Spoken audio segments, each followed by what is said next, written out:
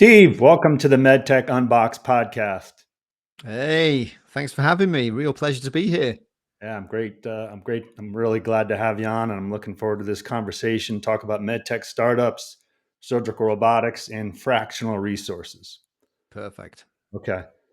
I'm involved in a few startups, medtech startups, actively in one as a fractional support, and then investor in two other novel startups. And I just wanted to get your thoughts. I know you have over 30 years experience in medtech startups, raised a bunch of over $1 billion in to support startups, and wanted to get your thoughts on what works and what doesn't based on your vast experience in medtech startups.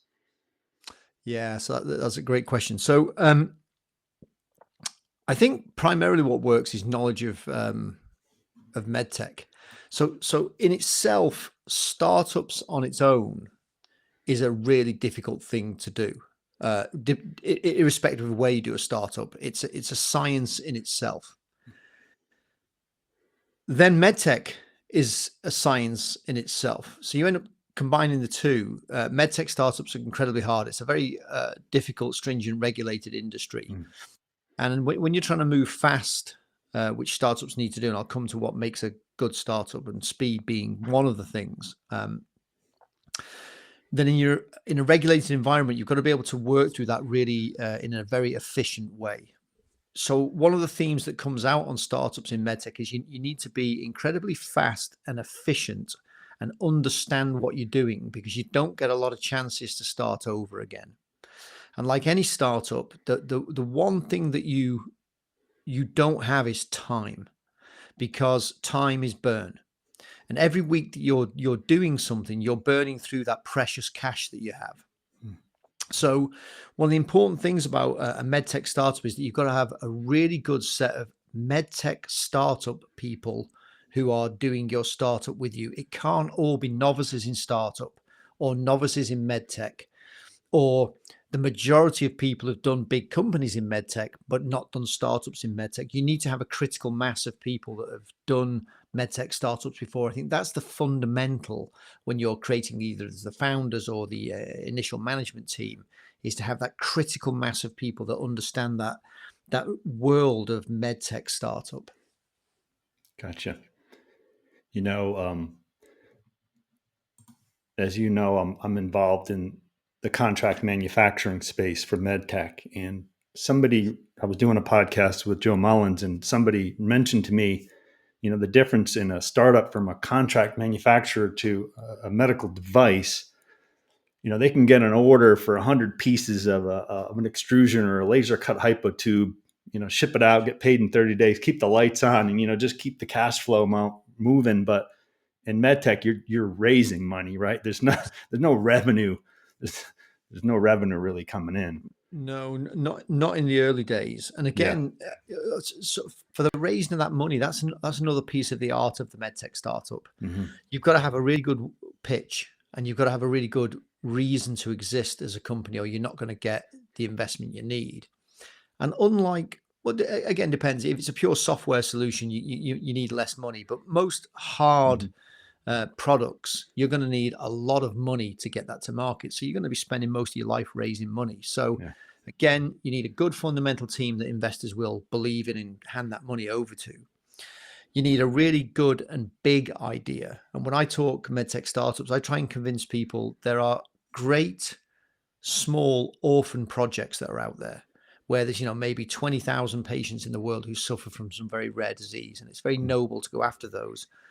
But the majority of medtech businesses, using the word business being the key word there, require a big market and a big amount of revenue to get to. Because if you're going to spend 20 million to 30 million getting your business going, you're going to need to make 100 million back to pay it all back. So it's kind of a balance of that. So raising that money is big opportunity, a team that can deliver on that. And the idea is kind of tertiary in there. It's not the most important thing, but a lot of people think it's the idea that's in there. It's not. It's the founders. It's the market that you're going to go after. Oh, and another thing that I would, a thing I've learned over the years is, if you can, don't go and try and build a brand new market as a startup.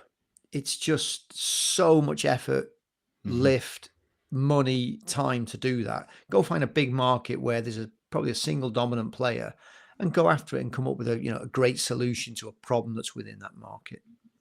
Excellent advice there.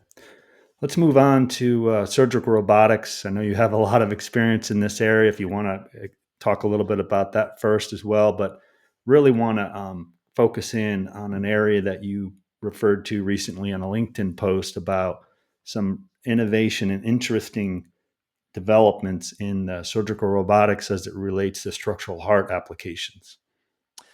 Yeah. So maybe again, because maybe not everyone really understands what surgical robotics is, but there's a lot of applications of healthcare robotics that are into therapeutics. So there's some diagnostic robotics as well, but generally, when I talk, a lot of what I talk about, it's in the areas of therapeutics, and in that therapeutic, there's things like soft tissue surgery, which is things like laparoscopy or thoracoscopy, and then there's things like spine robots and large joint robots. That's another area of robotics. But then there's a lot of endovascular robots and endoluminal robots that are coming. And I think that they are going to be a very big focus area because the soft tissue robots like the Da Vinci is a fairly crowded space at the minute. I think it's going to be hard for anyone for the next 10 years, unless they have a major innovation, to crack that space. But the idea of using robots in endovascular is growing. And we do have companies like Corindus that have been around a while and done this. But there's new applications coming. So there's neurovascular robots, so things like going after stroke thrombectomy and things like that, and they'll be amazing as well. But then an area that I'm quite interested in the minute is structural heart. So it's how do we use robots to get to especially the right side of the heart, which is difficult to get to, and do some valvular work there. It's very skill intensive to be able to get catheters to the right location, then control the delivery of some kind of implant or therapy or device or ablation. And a lot of it is to do with how you can keep the catheter stable. Well, enter robotics, right? Robotics is just really good at being able to steer things, drive things, and then using endomechanical components to give really stable platforms and then very complex delivery. So there's companies out there like Capstone Medical, which is one that's working on valve placement, using robots to get there, give good stability. And one of the things you can start doing with robots, that it's more not impossible to do manually, but the robot helps with this a lot, is things like positioning of the valve in the right place. And then if you feel it's not in the right place, collapsing the valve back down, repositioning it with incredible accuracy, and then deploying the valve again. And I think that there's going to be lots and lots of benefits of the robots to do this in all aspects of healthcare robotics. But one of the key things that the robot does is, in my mind, it levels the playing field. So if you're a super hyper skilled interventionalist or cardiologist or surgeon, your hand-eye coordination and abilities to move catheters or instruments or whatever is generally on the far end of the bell curve. Not everyone can do that. And what robots do is they give everybody those same abilities. And a lot of people say it's democratizing healthcare. I'm not sure that's the right word. But what for me it is, it's leveling the playing field for the surgical or the cardiological or the neurovascular skill set of the operator, so that everyone can deliver the same quality of care to patients in the perioperative stage. Okay. Yeah, we'll have to keep an eye out on that moving forward. In particular, you mentioned, is it Capstone? Capstone Medical. Capstone Medical. Okay. Yeah, very, very interesting. And there's other ones that are out there that are doing it. And there's different things within cardiac and structural heart. People are doing ablation technologies. They're doing placement of transmural shunts. There's all kinds of things going on. And the robots are just a really, really good way of delivering that. And you also have to think as well a little bit more on the catheter ones versus the operating room surgical. That a lot of these procedures are done under X-ray guidance. So you have a C-arm sitting over the patient. They they dose the patient and the user with x-rays. Yeah. So a secondary benefit of this, and that was, I think, the problem with Corindus, they thought it was the primary benefit, but the secondary benefit of this is that you can possibly take the user, the clinician, slightly further away from the radioactivity, so from the radiation, sorry. Yes. And that is potentially a very good benefit. There's definitely a lot of female cardiologists and neurovascular clinicians that they get to a certain term of pregnancy, and they don't want to be in that field of radiation anymore. So Right. all of this can start to also allow that. And then if I'm in the next room or I'm in the next state, becomes how long your wire is, basically your cable between the operators. So it's also going to open up things like telerobotics as well, which is going to be really exciting. Yeah, so less radiation exposure to the surgeon, nursing, the patient as well. So long term, less hospital stay, less trauma, all those benefits. All those benefits are going to come in. Yeah, and I did key in on what you said on structural heart specifically. Transeptal, a little bit more difficult. Key, really good. And again, it just when you use robots, you start to understand the level of accuracy you can get, that precision that you can get, even if you're really good manually. It's just a next level up of precision. And when you're working in some of these structural heart things, sub-millimeter accuracy, it becomes very, very important. So therefore, I think that they bring a lot to the user and ultimately to the patient, because you get much more precision therapy at the time of the procedure. Absolutely. Thanks for that. That was very interesting. Last week, I was at MD&M, Minnesota. A lot of buzz, a lot going on, a lot of networking. And I was talking to the CEO of a startup of a medical device company that can sense early bleeding in an incision site to prevent it from happening. Extended, less trauma, extended, reduce the extended time in the hospital, all those good things. And a CEO of a startup that's involved in contract manufacturing. And both of them are going out to raise more money. And both of them said something to me. He's like, I'd really use a CFO right now, but I can't afford one. So I was thinking of you and our discussion and how important, some kind of fractional support, maybe a CFO that can work 2 days a week, for instance. Talk a little bit about the work that you do in Uber Fractional and just, fractional resources in general. Yeah. So there's two parts of this. There's kind of a pull side and a push side towards why I think that the future is fractional. And for those that don't know what this means, it's where you can hire somebody on a very as a piece of their month. So say somebody's got 30 days, 20 days in a month, and you can hire 4 or 5 days of that. Why would you do that? Why wouldn't you just hire them full time? Well, if you're a startup, you probably don't have the money for it.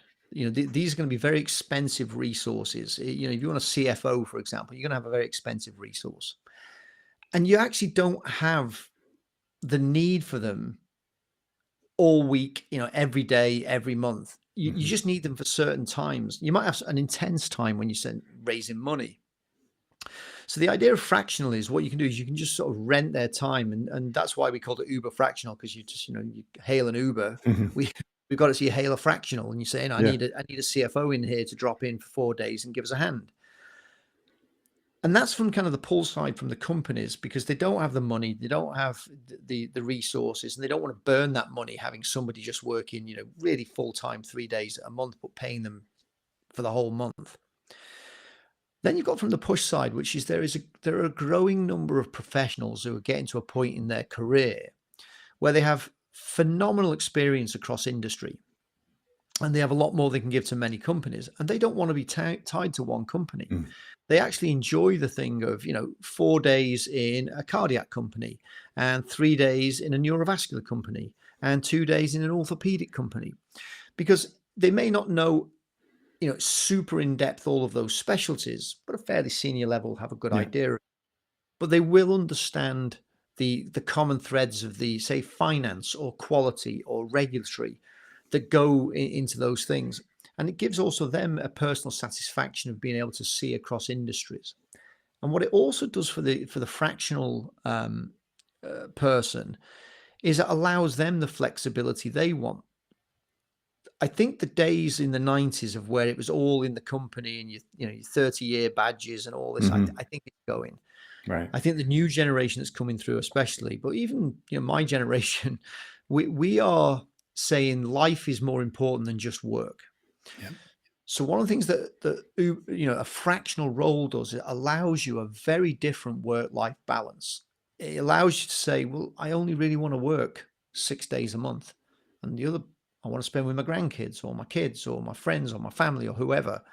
And it allows that flexibility. Or what you may say is, I love throughout the winter having a super intense work pattern where I'll fill my calendar up, but it comes to the end of May, I want the summer off. So June, July, August, I'm switching off. You can't do that when you're on a full-time contract.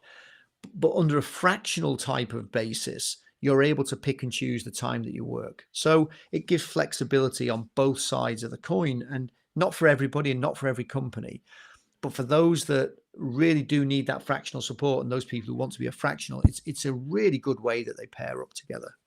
Absolutely. What is your role at Uber Fractional as far as supporting that, the fractional resources? Tell us a little bit about. Yeah. So out of necessity, I get a lot of calls from people saying, I'm an Uber, I'm a fractional resource, and do you know any companies? And I get companies saying, I'm looking for a fractional resource, just like you had the other day. Yeah. Two companies saying, I can't afford a full time. I wish I had like a fractional. And I help to do some of that sort of, the only way I can describe it is like a dating match to get people to go. And what we realized was, myself and Antonio, is that, well, actually in a 2024 world, that surely must be able to be done by an app pretty easily, where you put in your profile, the company puts in its profile, you put what you need, they need, you do a dating app together, and then it organizes your calendar. So that's going to launch hopefully in January. We're going to bring out the first beta version of that coming out. And it was just an idea I had, and it came just literally from being asked all the time. And I thought, there needs to be an app for that. The old Apple thing, there's an app for that. Yeah. So there wasn't. So we've just created, or we're creating like a web app and an iPhone app that will just allow people to book your fractionals just like you would with an Uber cab. Okay. We'll certainly keep our eyes out for the beta version in January, you said, right? Yep, that's when we're planning. Hopefully, fingers crossed, get all the coding finished right. Because the secret to it is making it easy. Like when you do an Uber for a ride, it's just easy, right? Yep. You just press a button and it works it all out for you. And it's the back end working out all of that out for us, so that people can book their Uber fractional counterpart very, very easily. Okay, interesting. Steve, this has been a great discussion. I really appreciate you taking the time to come on. Oh, no, it's been a pleasure. And again, I'd love to come on and talk again and, dig deep into this. I think it's an exciting time in MedTech at the minute. I think there's, again, in the robotic space, which I love, there's been loads of announcements lately of FDA clearances for different companies. There's been great quarterly results coming out of some of the companies. There's a lot of excitement going in. Investors are starting to pick up again and put money back in.